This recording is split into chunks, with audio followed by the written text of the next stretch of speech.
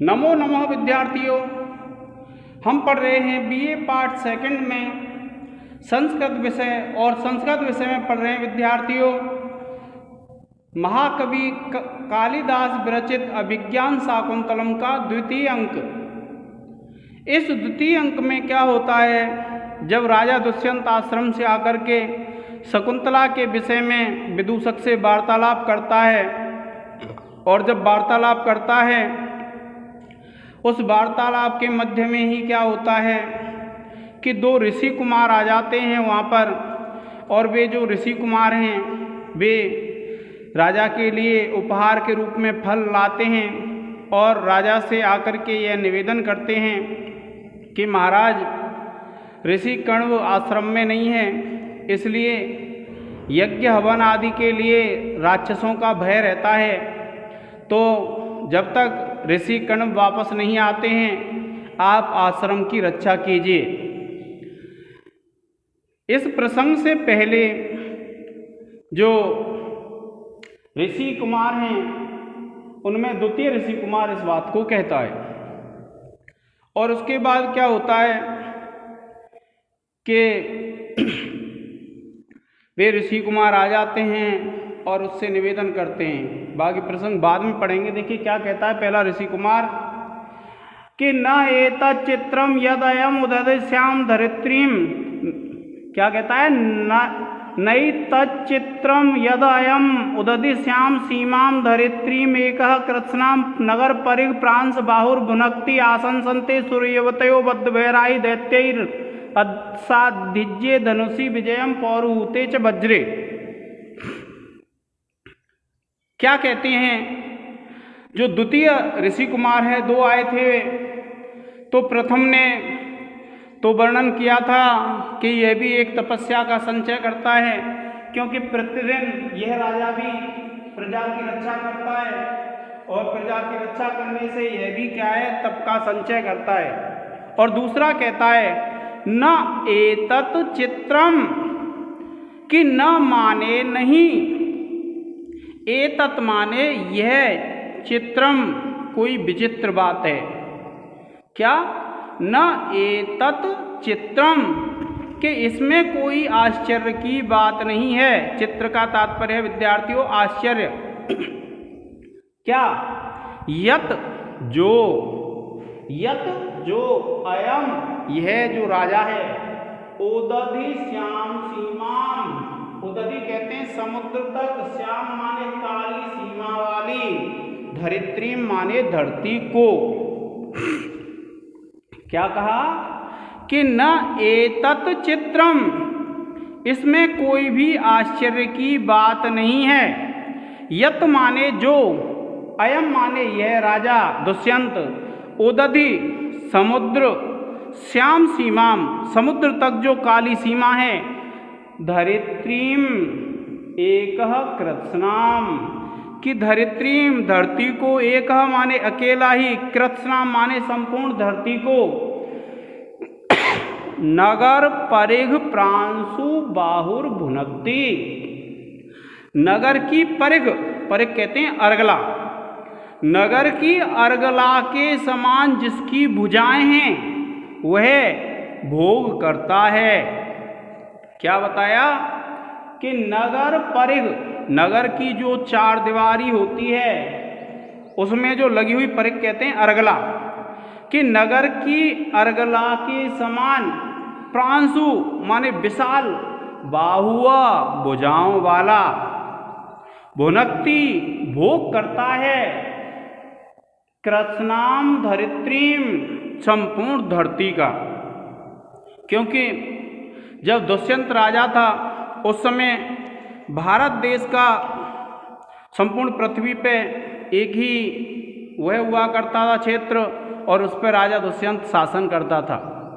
तो क्या कहता है वह देख करके ऋषि कुमार कि इसमें कोई भी आश्चर्य की बात नहीं है कि यह जो राजा है समुद्र पर्यंत तक जो श्याम काली सीमा है पृथ्वी की, वहाँ तक जो नगर की अर्गला के समान जिसकी भुजाएं विशाल हैं, ऐसी विशाल भुजाओं वाला राजा संपूर्ण पृथ्वी पर अकेला ही शासन करता है, इसमें कोई भी आश्चर्य की बात नहीं है। और आशंसन्ते, आशा करती हैं, सुर युवतयो, सुर देवताओं की युवतियां। क्या कहा? आशंसन्ते, आशा करती हैं, सुर युवतयो, देवताओं की युवतियां, बद्ध वैराही दैत्यय, कि दैत्यय राक्षसों से बद्ध वैराह, जब बैर बंध जाता है, जब राक्षसों से युद्ध छिड़ जाता है, तो जो देवताओं की युवतियां हैं, देवताओं की जो कन्या हैं, युवा कन्याएं, वे आशंसन्ते, आशा करती हैं, अस्य अधिज्य धनुषी, अस्य माने इस राजा दुष्यंत के, अधिज्य प्रत्यंचा चढ़े हुए, धनुषी धनुष पर, और विजयम पौरुहूते च वज्रे, और विजयम विजय की, पौरुहूते च वज्रे, पौरुहूते कहते हैं इंद्र के वज्र पर। क्या बताया इसमें? वह जो देख करके कह रहा है, जो द्वितीय ऋषि कुमार है, कि इसमें कोई भी आश्चर्य की बात नहीं है कि नगर की जो अर्गला होती है, उस अर्गला के समान जिसकी विशाल भुजाएं हैं, ऐसा जो राजा दुष्यंत है, वो समुद्र पर्यंत तक संपूर्ण पृथ्वी पर शासन करता है, इसमें कोई आश्चर्य की बात नहीं है। और जब राक्षसों का देवताओं से युद्ध छिड़ जाता है, तो देवताओं की जो युवतियां हैं, वे इस राजा इस राजा दुष्यंत के प्रत्यंचा चढ़े हुए धनुष पर और इंद्र के वज्र पर विजय की आशा करती हैं, क्योंकि देवताओं की जो स्त्रियां हैं, युवतियां हैं, वे भी जब राक्षसों से युद्ध छिड़ जाता है, जब बैर बन जाता है, तो इस दुष्यंत के प्रत्यंचा चढ़े हुए धनुष पर और इंद्र के वज्र पर विजय की आशा करती हैं। तो इसमें कोई भी आश्चर्य की बात नहीं है कि यह जो संपूर्ण पृथ्वी पर शासन करने वाला राजा दुष्यंत है, और जिसकी भुजाएं कैसी हैं? अर्गला के समान, नगर की अर्गला के समान विस्तृत विशाल। अर्गला किसको कहते हैं विद्यार्थियों? प्राचीन समय में क्या होता था, जो महल होते, तो महल की एक चार दीवारी होती थी, और चार दीवारी जो होती, दीवार होती उसके चारों तरफ, तो उस दीवार का जो मुख्य दरवाजा होता था, उसका जो गेट होता, दरवाजा, उसके पीछे एक बाड़ा लगा रहता था। वो लोहे का भी हो सकता था, लकड़ी का, जैसी व्यवस्था थी उस हिसाब से था। तो वो बहुत मोटा होता था। जब गेट बंद कर देते, दरवाजा जब बंद कर देते महल का, तो उस दरवाजा टूट न जाए, इसलिए उस दरवाजे के पीछे उस अर्गला को लगा देते थे। उसको बोलते हैं परिध। ठीक है विद्यार्थियों? तो क्या कहता है कि न एतत् चित्रम, इसमें कोई भी आश्चर्य की बात नहीं है कि यद अयम उदधि श्याम सीमाम धरित्रीम एकः कृत्स्नाम, कि यह जो राजा दुष्यंत है, अकेला ही समुद्र पर्यंत तक जो काली सीमा है पृथ्वी की, उस पर शासन करता है, उसका भोग करता है, इसमें कोई आश्चर्य की बात नहीं है। और आशंसन्ते सूर्यवतयो बद्ध वैराही दैत्यय, कि आशंसन्ते, आशा करती हैं, सूर्य युवतय, देवताओं की स्त्रियां, बद्ध वैराही दैत्यय, जब राक्षसों के साथ बैर बन जाता है या राक्षसों से जब युद्ध छिड़ जाता है, तो जो देवताओं की जो स्त्रियां हैं, वे इस राजा दुष्यंत के प्रत्यंचा चढ़े हुए धनुष पर और इंद्र के वज्र पर विजय की आशा करती हैं। देखिए क्या कहते हैं कि नगर के मुख्य द्वार की अर्गला के समान विशाल भुजाओं वाला यह राजा अकेला ही संपूर्ण पृथ्वी पर नीली सीमा वाली धरती का उपभोग करता है, और इसमें कोई आश्चर्य की बात नहीं है, क्योंकि देवताओं का राक्षसों से बैर बंध जाने पर देवांगनाएं इस दुष्यंत के प्रत्यंचा चढ़े हुए धनुष पर और इंद्र के वज्र पर विजय की आशा करती हैं। अब देखिए विद्यार्थियों, आप क्या लिखेंगे जब व्याख्या करेंगे? तो आप लिखेंगे विशेष।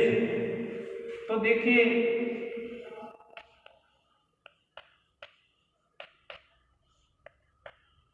विशेष में क्या लिखेंगे आप?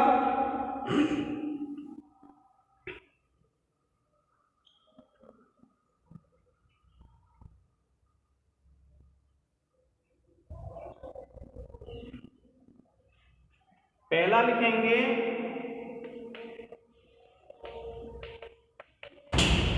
इस पद्य में मंदाक्रांता छंद है। दूसरा लिखेंगे इस पद्य में दीपक अलंकार है। तीसरा लिखेंगे विद्यार्थियों इस पद्य में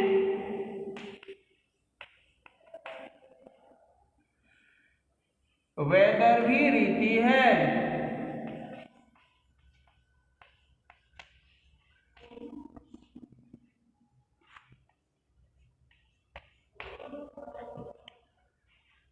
प्रिय विद्यार्थियों, आप इसका एक स्क्रीनशॉट ले लें।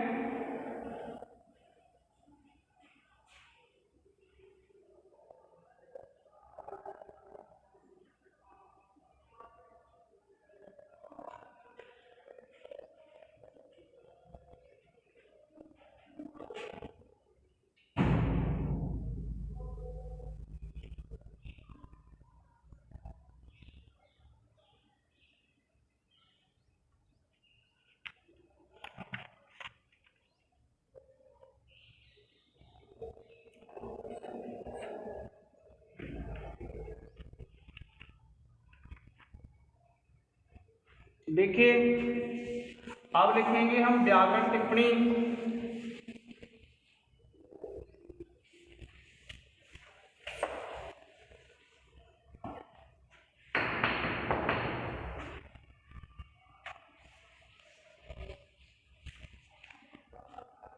व्याकरण टिप्पणी में आप लिखेंगे न एतत् चित्रम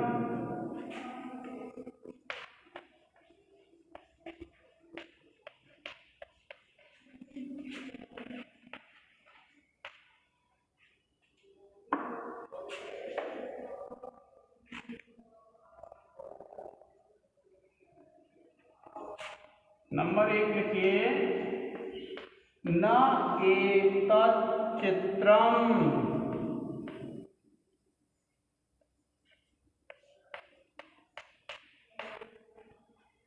आप लिखेंगे न प्लस एतत् चित्रम और ये संधि हो जाएगी विद्यार्थियों आपकी वृद्धि संधि। और वृद्धि का सूत्र है वृद्धि रेची। क्या है? वृद्धि रेची। इसके बाद दूसरा है नैतत् चित्रम।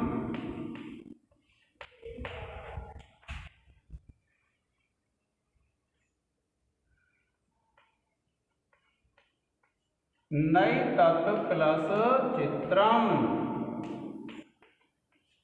और इसमें है विद्यार्थियों हल संधि और सूत्र है स्तोह इश्चुना इश्चुह। फिर तीसरा है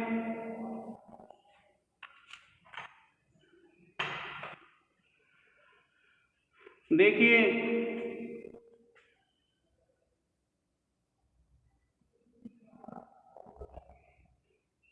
भुनक्ति।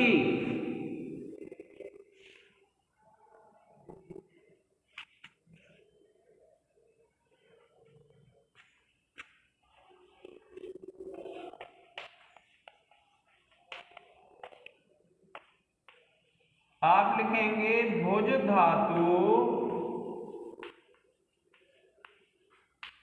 लट लकार प्रथम पुरुष एकवचन। फिर उसके बाद चौथा लिखेंगे आसंसन्ते।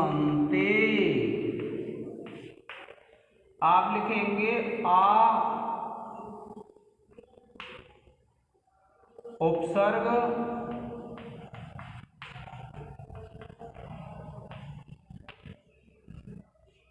संस धातु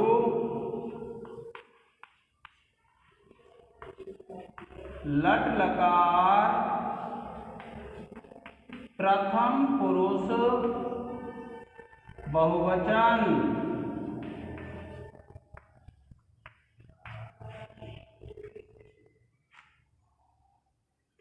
और फिर देखिए दैत्य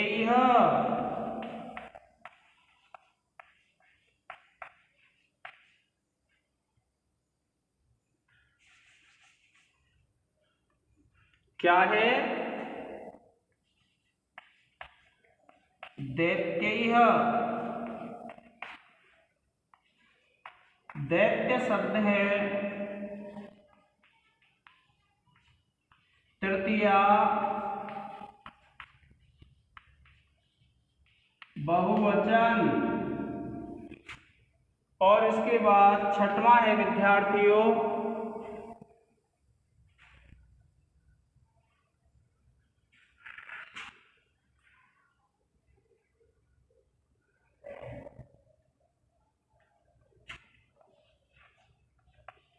यदयम्।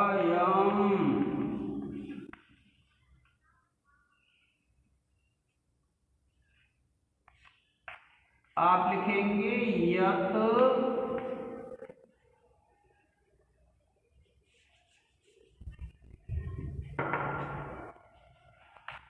प्लस अयम।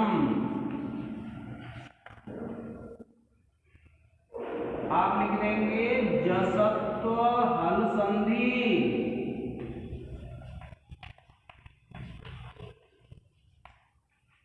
प्रिय विद्यार्थियों, आप इसका एक स्क्रीनशॉट ले लें।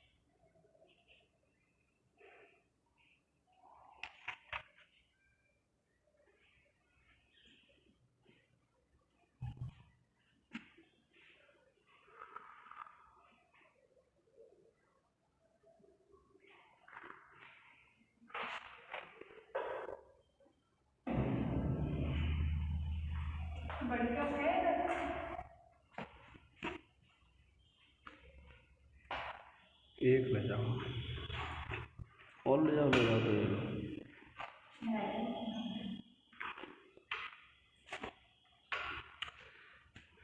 देखिए विद्यार्थियों, जब राजा दुष्यंत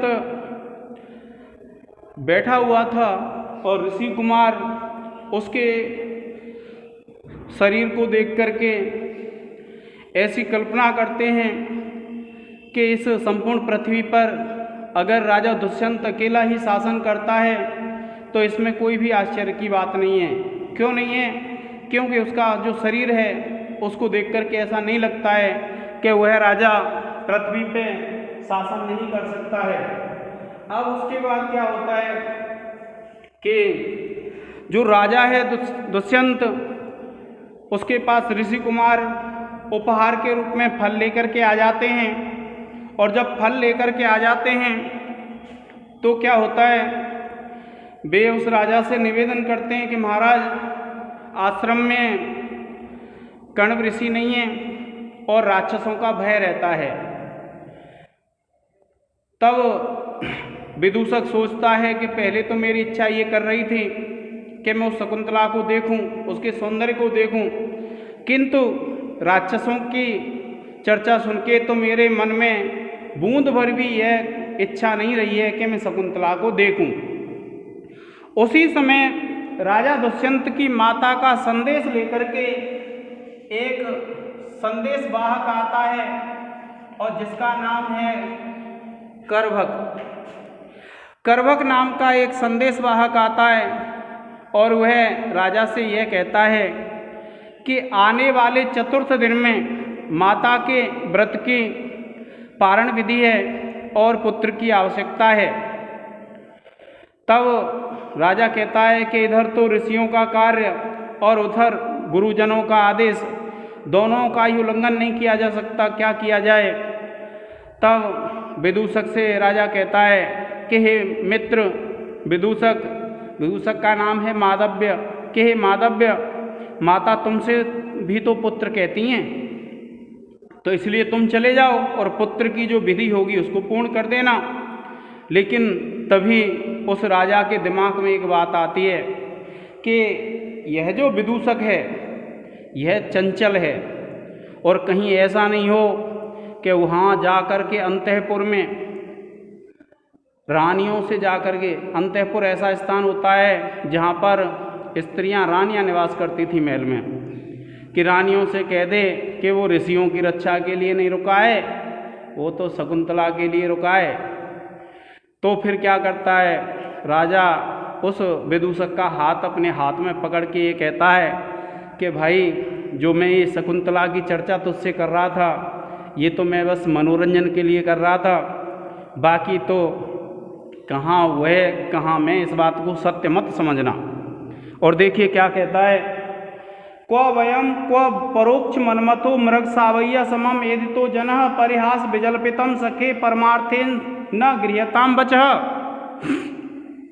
क्या कहता है राजा विदूषक से कि क्व वयम क्व परोक्ष मनमतो, क्या कहता है राजा, क्व वयम कि कहाँ तो हम, और क्व परोक्ष मनमतो, क्व माने कहाँ, परोक्ष मनमतः, परोक्ष जो नहीं जानती है, मनमतः कामदेव को, ऐसी क्या कि क्व वयम कहाँ तो हम, क्व परोक्ष मनमतो, कि परोक्ष मनमतः कहते हैं जो काम को नहीं जानती है, जो काम भावना से बिल्कुल दूर है, ऐसी मृग सावय्य समम एदितो जनः, कि मृग सावय्य समम, मृग के बच्चों के साथ, एदितो जनः वृद्धि को प्राप्त हुआ वह जन।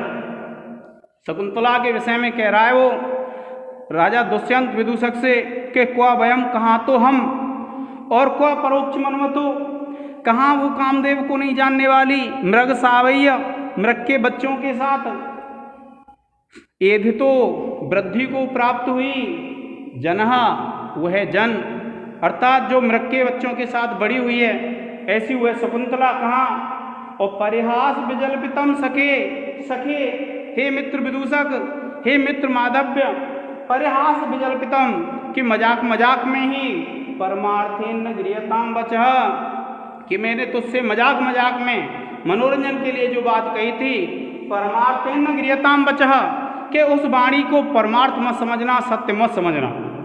क्या कहता है राजा कि देख कहाँ तो हम, कहाँ वह मृग के बच्चों के साथ बड़ी हुई है और जो कामदेव को जानती भी नहीं है, ऐसी वह शकुंतला है। और वह जो बात मैंने तुझसे कही थी कि शकुंतला अत्यंत सुंदर है, ऐसी है, तो ये सब तो क्या है, मैंने मजाक में कह दिया था, परिहास में कह दिया था, इस बात को सत्य मत समझना। इस प्रकार से वह राजा विदूषक से कहता है। क्या कहता है? क्व वयम क्व परोक्ष मनमतो जना, कि कहाँ तो हम और कहाँ वह काम को नहीं जानने वाला जन। और कैसा? मृग सावैय समम एदितो, जो मृग के बच्चों के साथ बड़ी हुई है ऐसी। और परिहास विजल्पितम सखे, सखे हे मित्र, परिहास मजाक मजाक में ही कह दिया था। परमार्थे न गृहताम बचः, वह जो वाणी मैंने तुझसे मजाक मजाक में कही थी उसको परमार्थ रूप में, सत्य रूप में मत समझना। देखिए क्या कहता है कि कहाँ हम नगर में निवास करने वाले और मृग शावकों के साथ बड़ी हुई और कामना से रहित वह शकुंतला कहाँ, हे मित्र, मजाक में कही हुई, परिहास में कही हुई बात को सत्य रूप में मत ग्रहण करना। इस प्रकार से वह जो राजा दुष्यंत है उस विदूषक से कहता है। और यहीं पर विद्यार्थियों विदूषक से चले जाने के कारण और द्वितीय जो अंक है वह समाप्त हो जाता है। और तृतीय अंक को पढ़ेंगे हम आगे आने वाले लेक्चर में। अब इसकी व्याकरण टिप्पणी, अब देखिए इसमें पहले लिखेंगे हम विशेष। देखिए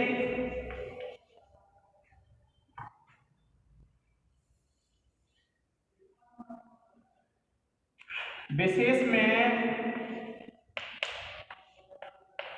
सबसे पहला जो वाक्य है आप लिखेंगे, इस पद्य में वियोगिनी छंद है। कौन सा है? वियोगिनी छंद। इसको रेखांकित कर देंगे। और दूसरा लिखेंगे, इस पद्य में काव्यलिंग अलंकार है, या विषम लिख देते हैं, इस पद्य में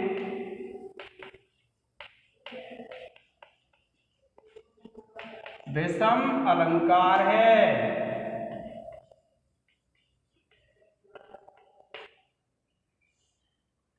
और इसके बाद तीसरा है, आप लिख देंगे, इस पद्य में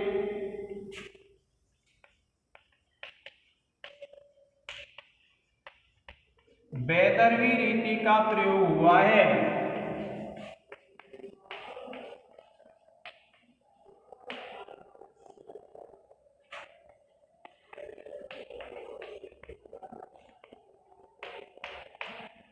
प्रिय विद्यार्थियों, आप इसका एक स्क्रीनशॉट ले लें।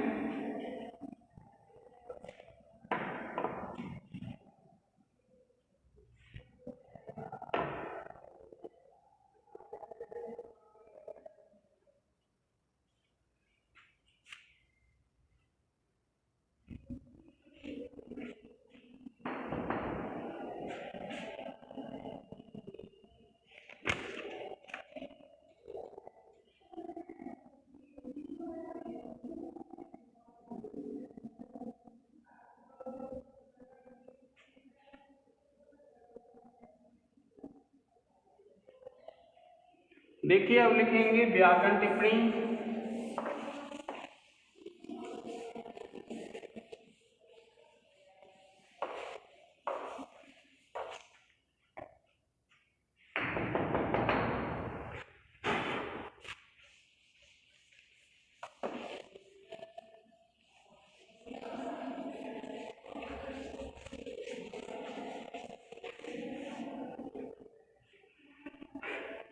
आप लिखेंगे व्याकरण टिप्पणी। ये जो श्लोक है इसकी लिख रहे हैं विद्यार्थियों। देखिए,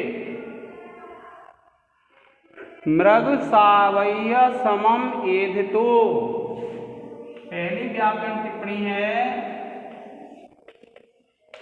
मृग सावय्य समम एधितो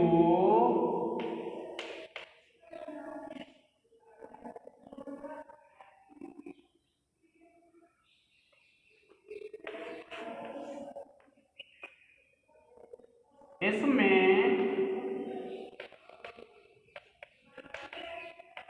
सम के योग में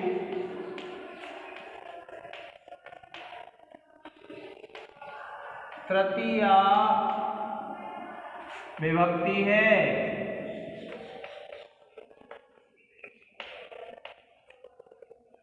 इसके बाद एदितः,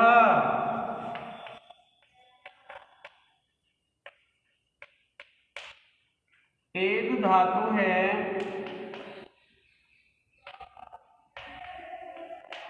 और त प्रत्यय। फिर देखिए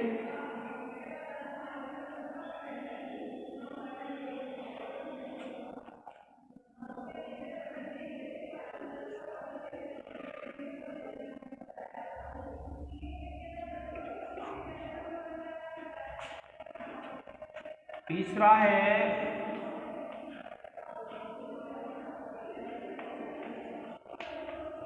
गृह्यताम्।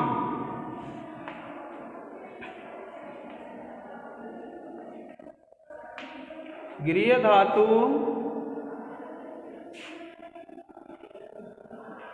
लोट लकार वयम।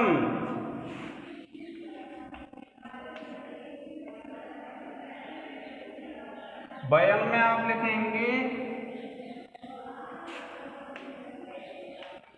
अस्मद शब्द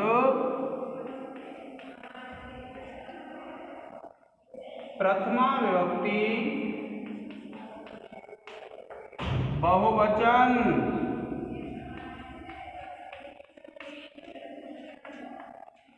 पांचवा देखिए हे सखे,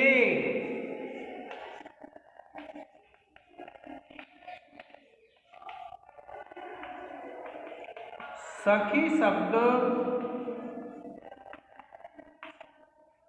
हे सखे सखी शब्द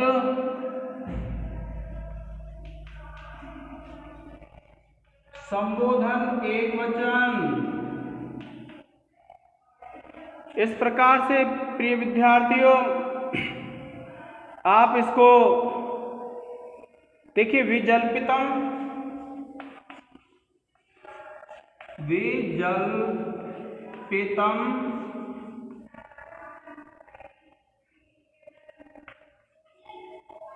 दे उपसर्ग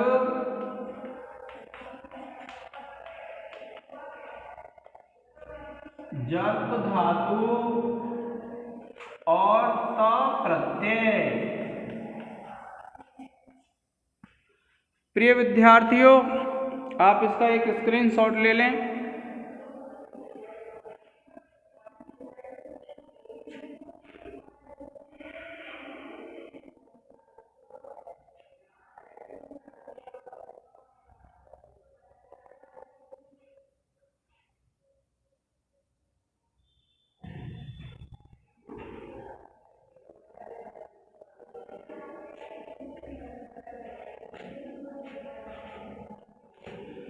प्रिय विद्यार्थियों आज के इस लेक्चर में इतना ही।